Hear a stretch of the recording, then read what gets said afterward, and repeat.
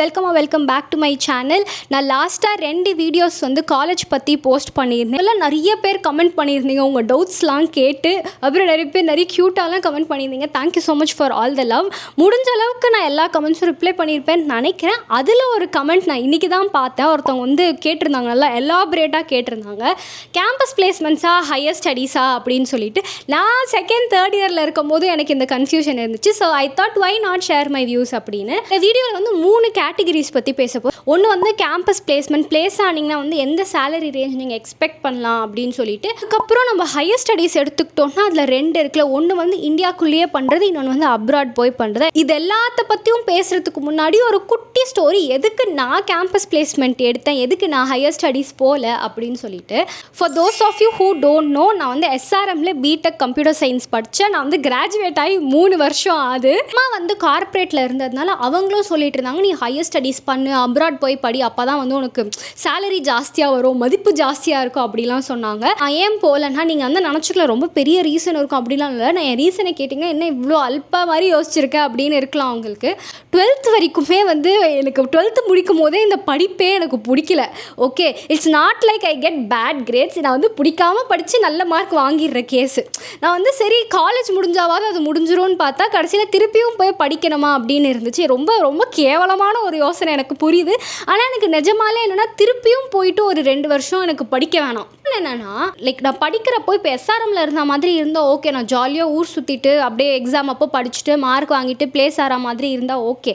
ஆனால் இப்போ நான் அப்ராட் போகிறேன்னா, நம்பர் 1 காசு வந்து ரொம்ப செலவாகும். வந்து படிக்கிறப்போ SRMல என்னோடய ஃபீஸ் 3.5 lakhs. நான் காலேஜ் முடிக்கும் போது ஃபீஸ் மட்டும் 14 lakhs நான் கொடுத்தேன். இதே நான் வந்து US இல்லைனா UK போய் படிக்கணும்னா 80 lakhs ஆர் மோர் ஆகும். ஏன்னா டியூஷன் ஃபீ 2 வருஷத்துக்கு, அதுக்கப்புறம் வந்து என்னோடய அக்காமடேஷன், ட்ராவல் எல்லாமே வந்து ரொம்ப ரொம்ப ரொம்ப எக்ஸ்பென்சிவ். ஸோ கண்டிப்பாக நான் லோன் எடுத்து தான் போகிற மாதிரி இருக்கும். நான் அங்கே போயிட்டு என்னால் ஜாலியாக இங்கே சுற்றுற மாதிரி சுற்ற முடியாது. பார்ட் டைம் போயிட்டு அந்த காசை வச்சு சுற்றலாம். ஆனால் வந்து எனக்கு மண்டக்குள்ளே எப்படி இருந்துச்சுன்னா, அப்படியே வீட்டில் வந்து இவ்வளோ செலவு பண்ணி அனுப்பியிருக்காங்க, எனக்கு அங்கே போயிட்டு தெரியல, அது வந்து ஒரு மாதிரி கில்ட்டியாக இருக்கும்ல.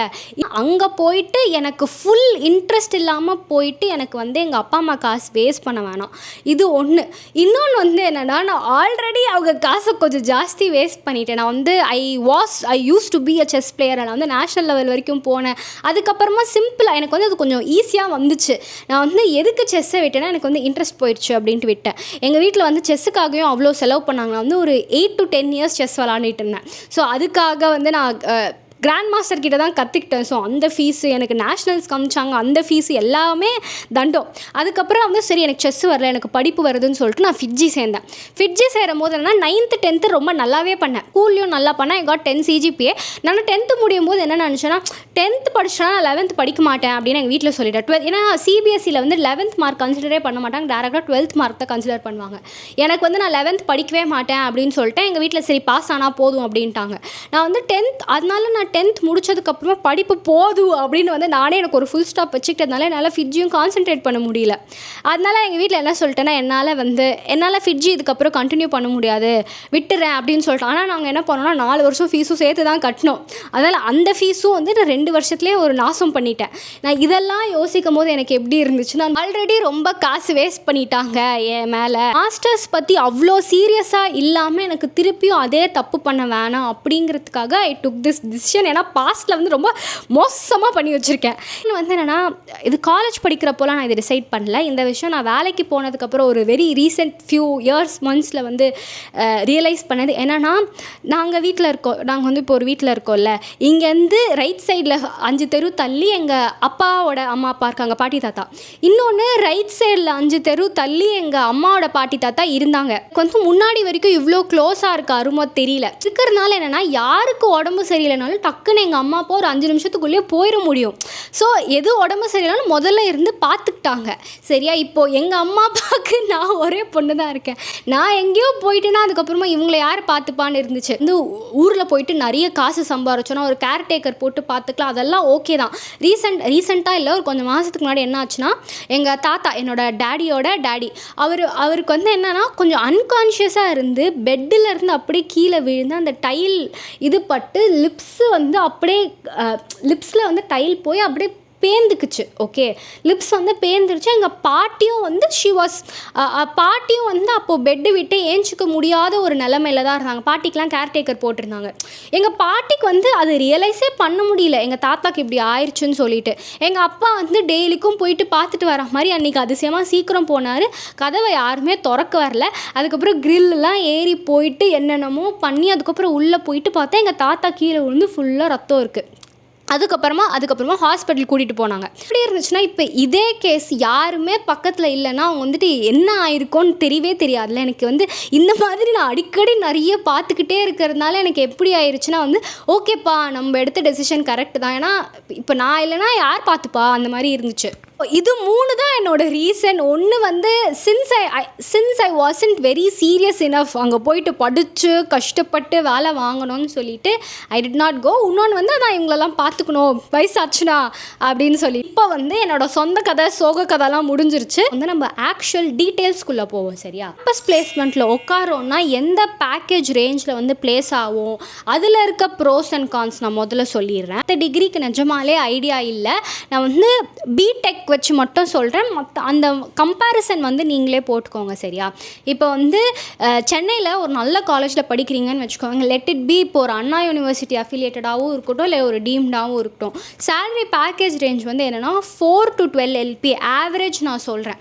இப்போ வந்து நான் SRMல படித்ததுனால ஆவரேஜாக வந்து எப்படின்னா இந்த 4 to 12 LPயை வந்து நிறைய பேர் பிளேஸ் ஆனாங்க. அண்ட் நான் பாஸ் அவுட் ஆனது வந்துட்டு 2023. அப்போ வந்து எனக்கு தெரிஞ்ச நிறைய குவான்டிட்டி வந்து இந்த 6 to 8 LPயில் வந்து நிறைய பேர் பிளேஸ் ஆனாங்க.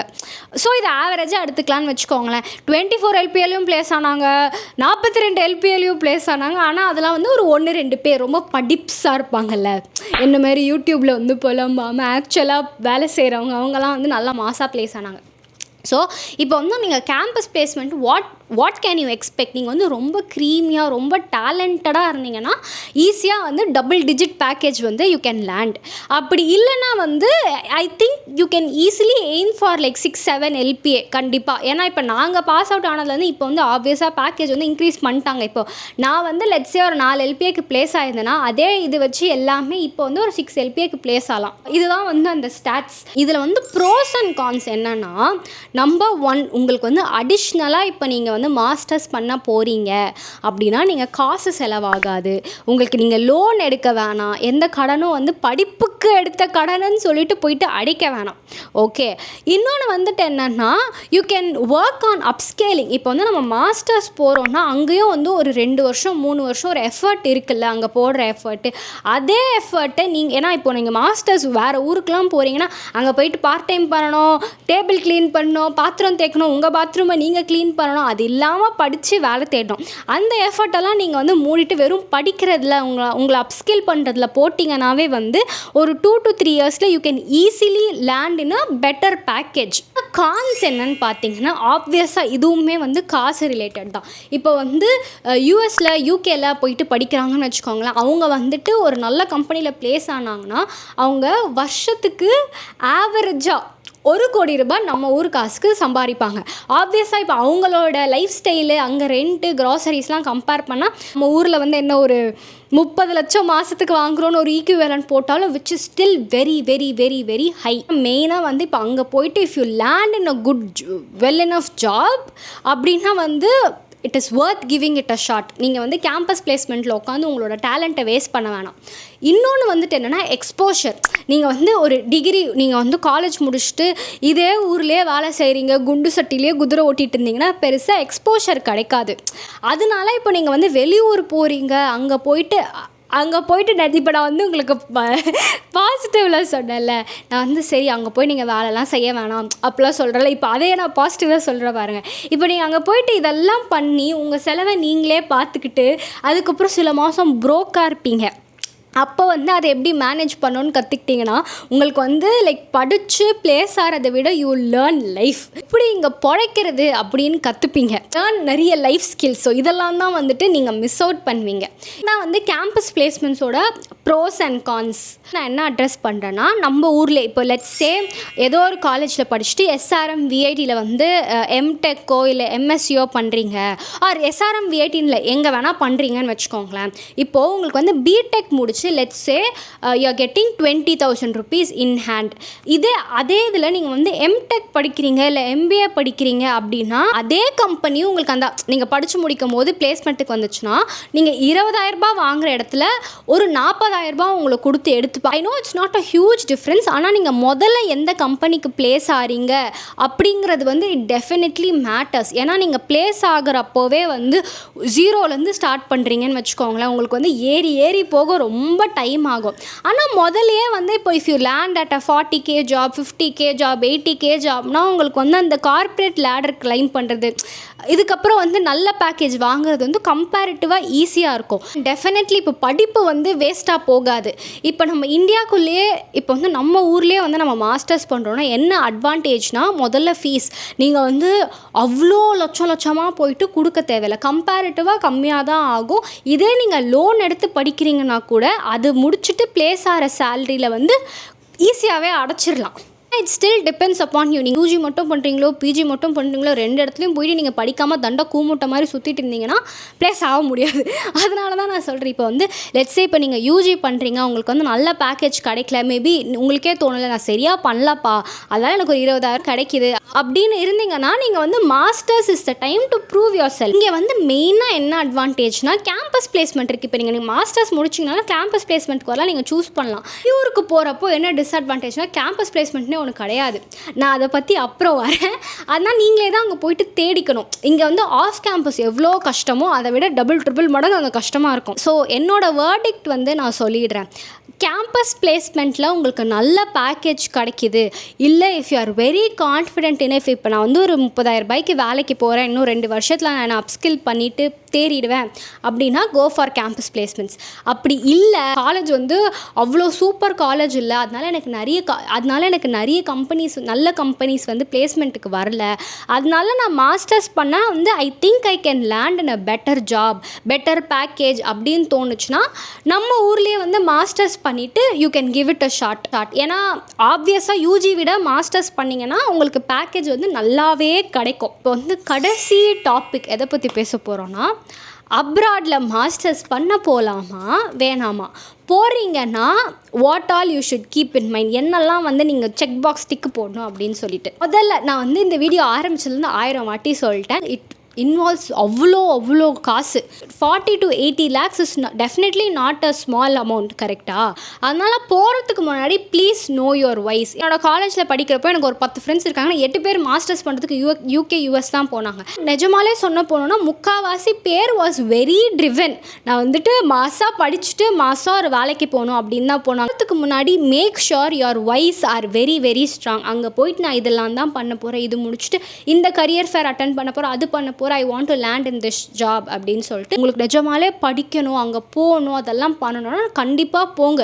ஏன்னா எவ்வளோ காசு செலவு பண்ணாலும் படிப்புக்கு செலவு பண்ணுறது வேஸ்ட் இல்லை. அதனால் if you are very driven, உங்களுக்கு வந்து அவ்வளோ ஆம்பிஷியஸாக போயே ஆகணும்னா போங்க. இப்போ இன்கேஸ் நான் நிறைய பேர் என் ஃப்ரெண்ட்ஸே பார்த்துட்டு நிறைய பேருக்கு வந்து காலேஜ் முடித்த உடனே வேலை கிடைக்கல, அவங்க வந்துட்டு ஒரு 1.5 வருஷம் தேடினாங்க, அதுக்கப்புறமா வந்து ரொம்ப நல்லாவே வந்து வேலையில் இருக்காங்க. வந்து என்னோடய ஃப்ரெண்டு கிட்ட தான் கேட்டாங்க வந்து ஆவரேஜ் என்ன சேலரி பேக்கேஜ் கிடைக்கும் அப்படின்னு சொல்லிட்டு. அவள் வந்து சொல்லிகிட்டு இருந்தால் அந்த மாதிரி நல்ல கம்பெனி நல்ல மாதம் லேண்ட் ஆகிட்டோன்னா வந்து 300K வருஷத்துக்கு கிடைக்கும், $300K கிடைக்கும் அப்படின்னு சொல்லிட்டு. அது எத்தனை கோடின்னு எனக்கு தெரில. ஆனால் அந்த ரேஞ்ச் வந்து என்னென்னா 140K to 300K. ஸோ ஸ்டார்டிங்கே வந்து நான் அப்போ தான் போட்டு பார்த்தேன், 1.33 crores. லைக் ஸ்டார்டிங் சேலரி வந்து 1.33 crores. சாட் ஜிபிடிலையும் போட்டு பார்த்தேன், அதுவும் கிட்டத்தட்ட இந்த மாதிரி தான் ஒரு ரேஞ்ச் கொடுத்துச்சு. சரியா? வந்து போகிறீங்கன்னா நிஜமாலே வந்து நல்ல காசு இருக்குது, ஆனால் வந்து நிறைய எக்ஸ்போஷர் இருக்கும். ஏன்னா நீங்கள் இங்கே ஃப்ளைட்டு ஏறுனதுலேருந்து அங்கே எல்லாமே நீங்கள் தான் பார்த்துக்கணும். ஃபஸ்ட்டு போனோன்னா அக்காமடேஷன் ஆஃபீஸ், உங்களுக்கு தனி ரூமு தனி வீடுலாம் இருக்குமான்னு தெரில, நீங்கள் வந்து ஷேர் பண்ணணும். கிச்சன் வந்து நான் குக் பண்ணுறப்போ லைக் நீங்களே டைம் ஸ்லாட்ஸ்லாம் பண்ணி நாங்கள் இப்போ பண்ணிக்கிறோம் அப்போ பண்ணிக்கிறோம்லாம் பண்ணோம். அப்புறம் you have to clean your own bathroom, you have to clean your own room. பாத்திரம் நீங்களே தான் தேய்ச்சிக்கணும், சமைக்கிறது நீங்களே தான் பண்ணிக்கணும். அது இல்லாமல் unless you are very very extremely ஃபில்த்தி rich, நீங்கள் வந்து பார்ட் டைம் போகணும் டெய்லி எக்ஸ்பென்சஸ் கவர் பண்ணிக்கிறதுக்கு. அதில் வந்து நிறைய இருக்குது. இந்த மாதிரி ஃபேக்கல்ட்டி ரிசர்ச்சராக இருங்களேன், நான் வந்து பார்த்தேன். எனக்கு எக்ஸாக்டாக பேர் தெரியல. அங்கே வந்து என்ன பண்ணுவாங்கன்னா, கேம்பஸ்லேயே உங்களுக்கு வேலை கிடைக்கும். நீங்கள் வந்து எய்தர் பேப்பர் கரெக்ட் பண்ணுற வேலை பார்க்கலாம், இல்லைனா வந்து ரிசர்ச் அசிஸ்டண்ட்டாக இருக்கலாம். அதுக்கெலாம் வந்து உங்களுக்கு பார்ட் டைம் கேட்டகிரியில் நல்ல பே கிடைக்கும். அப்படி இல்லைனா வந்துட்டு ஆப்வியஸாக இப்போ இந்த மெக்டி, இந்த ஃபாஸ்ட் ஃபுட் செயின்ஸ் இருக்குல்ல, அங்கே வந்துட்டு நீங்கள் ஒர்க் போகலாம். அந்த பே எல்லாமே வந்து நல்லா தான் இருக்கும். உங்களோட daily day to day expenses cover பண்ணுறதுக்கு கரெக்டாக இருக்கும். ஆனால் எங்கே பிரச்சனைனா, நீங்கள் வீட்டு வேலையும் செஞ்சுட்டு வெளியே போய் வேலையும் செஞ்சுட்டு நீங்கள் படிக்கவும் செஞ்சுட்டு வேலையும் தேடணும். So it is a lot. ஆனால் நீங்கள் வந்துட்டு இது எல்லாமே பண்ணிட்டீங்கன்னா வந்து உங்களுக்கு கிடைக்கிற ரிவார்டும் ரொம்பவே பெருசாக இருக்கும். இப்போ நான் சொல்லிட்டு இருந்தேன், அங்கே கேம்பஸ் பிளேஸ்மெண்ட்டுன்னு ஒரு கான்செப்டே கிடையாது. நீங்களே தான் வந்து கரியர் ஃபேருக்கு போகணும், நெட்வொர்க்கிங் ஈவெண்ட்ஸ்க்கு போகணும். நீங்களே தான் வந்துட்டு நிறைய அப்ளை பண்ணி வந்து ஒன்று ஒன்றா சூஸ் பண்ணி ஷார்ட் லிஸ்ட் பண்ணி அவங்க முதல்ல உங்களை கால் பேக் பண்ணுறாங்களான் இருக்கும். அதெல்லாம் ஏன்னா இப்போ நிறைய போயிட்டு இருக்குல்ல இந்த வீசா பிரச்சனை இங்கே அங்கெல்லாம் சொல்லிட்டு, வேலை கிடைச்சாலுமே வந்து உங்களை ஹையர் பண்ணுறவங்க வந்து they should sponsor your visa. என்னமோ ஒன்று இருக்குது. அவங்க வந்துட்டு நம்மளுக்கு ஸ்பான்சர் பண்ணுறேன் அப்படின்னு ஒத்துக்கிட்டா தான் நம்மளுக்கு வீசா கிடைக்குமோ, அது என்னமோ ஒரு இது இருக்குது. என் ஃப்ரெண்ட்ஸ்லாம் சொல்லிருப்பாங்க. அது வந்து டூ யுவர் ஓன் ரிசர்ச், ஓகேவா? லைக் காலேஜ் முடிச்சுட்டு கிராஜுவேட் ஆகிட்டு ஒரு 1.5 வருஷம் 2 வருஷம் கழித்து எனக்கு தெரிஞ்சு நீங்கள் வந்து வேலை கிடைக்காம அங்கே இருக்கிறது இம்பாசிபிள். இல்லைனா நீங்கள் நிறைய காசு கொடுக்குற மாதிரி இருக்கும். ஆனால் இப்போ நம்மளுக்கு வேலையே இல்லை, இன்னும் நிறைய காசு கொடுக்கணுன்னா அது வந்து நம்மளுக்கே கஷ்டம் இல்லை. Sir all the uncertainties. ஆனால் நீங்கள் வந்து நிஜமாலே வந்து ஒரு க்ரீமி கிட்டாக இருந்தீங்க அப்படின்னா நீங்கள் உங்களுக்கே தெரியும், நான் மாஸ் பண்ணிடுவேன், எனக்குலாம் வேலை கிடச்சிரும் அப்படி சொல்லிட்டு. Do let me know if you find this video useful. ஏன்னா நான் வந்து பேசுகிறது வந்து ரொம்ப லேமேன் டேர்ம்ஸில் பேசிட்டேனோன்னு இருக்குது.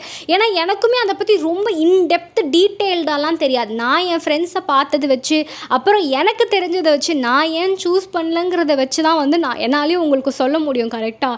ஏன்னா இப்போ எனக்கு தெரியாத இன்ஃபர்மேஷனை நான் அப்படி இப்படின்னு சொல்லிட்டு எனக்கு வந்து ஃபால்ஸாக டீட்டெயில்ஸ் கொடுக்க வேணாம். வந்து நான் என்ன டிசைட் பண்ணியிருக்கேன்னா, எனக்கு வந்த கமெண்ட்ஸ்லேயே வந்து எனக்கு தெரிஞ்சது நிறைய கொஷின்ஸ் இருக்குது. இந்த மாதிரி 12th முடிச்சவங்களுக்கு வந்து எந்த காலேஜ் சேரணும் அப்படின்னு சொல்லிட்டு நிறைய டவுட் இருக்குது. காலேஜ் சேர்ந்தவங்களுக்கு வந்துட்டு இப்போ பிளேஸ்மெண்ட்டாக ஹையர் ஸ்டடீஸான டவுட்ஸ் இருக்குது. ஆக்சுவலாக இந்த யூடியூப் சேனல் வந்து நான் vlogs போட்டுட்டு இருந்தேன், சரியா?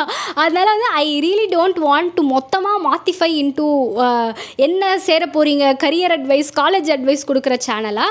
ஆனால் வந்து நிறைய பேர் நிறைய கொஷின்ஸ் கேட்குறதுனால நான் என்ன நினச்சிருக்கேன்னா, ஒரு கொஞ்சம் மாதத்துக்கு வீக்லி ஒன்ஸ் இது ரிலேட்டடாக வந்து வீடியோஸ் போடலான்னு சொல்லிட்டு. So do let me know உங்களுக்கு வேறு என்னெல்லாம் கொஷின்ஸ் இருக்குது, என்னெல்லாம் தெரிஞ்சுக்கணும். ரொம்ப நீஷாக கொஷின்ஸ் கேட்காம இப்போ எப்படி சொல்கிறது, எஸ்ஆர்எம்ல சேர்ந்தா கேஷுவல் பேண்ட்ஸ் போடலாமா அப்படிங்கிறதுக்கு வந்து நான் வந்து ஒரு வீடியோவாக பண்ண முடியாதுல்ல ஃபுல்லாக. ஸோ அதுக்கெலாம் வந்து நான் கமெண்ட்ஸ்லேயே ரிப்ளை பண்ணிடுறேன். ஐ திங்க் நான் பழைய வீடியோவில் அது எல்லாமே அட்ரஸும் பண்ணிட்டேன். பட் இப்போ இவங்க கேட்டாங்கல்ல Keerthana, it's like a very very good question. அதனால தான் வந்து I making a separate video. அதில் ஏதாவது நல்ல கொஷின்ஸ் இருந்துச்சுன்னா கேளுங்க, I will definitely make a video about it. ஆனால் டு கீர்த்தனா, நீங்கள் வந்து எம்சிஏக்கு கொஷின் கேட்டீங்க, நான் வந்து பிடெக்கு சொல்லிட்டேன். ஏன்னா எனக்கு பிடெக் பற்றி மட்டும் தான் தெரியும், மற்றதை பற்றி எனக்கு தெரியாது. பட் ஐம் ஷுர் இது இப்போ வந்து நான் உங்கள்கிட்ட சொல்கிறேன்ல, இந்த பேக்கேஜ் வித்தியாசம் அதுதான் அங்கே இருக்கும். இப்போ சொன்னீங்கல்ல 20,000க்கு நீங்கள் உங்களுக்கு வந்து ஸ்டார்ட் அப்ஸில் ப்ளேஸ் ஆகிறீங்கன்னு சொல்லிட்டு, இப்போ நீங்கள் எம்சிஏ பண்ணிங்கன்னா நான் அந்த ரேஷியோவில் சொல்கிறோம், ஈஸியாக வந்து 40,000 இன் ஹேண்ட். லைக் மினிமமே வந்து நீங்கள் அவ்வளோக்கு லேண்ட் ஆகலான்னு நான் சொல்கிறேன், நல்ல காலேஜில் படித்தா. அவ்வளோதான் இந்த வீடியோவுக்கு. Hope you all enjoyed this video. Hope you all found it useful. வேறு ஏதாவது கொஷின்ஸ் இருந்துச்சுன்னா கமெண்ட்ஸில் சொல்லுங்கள். Okay, bye bye.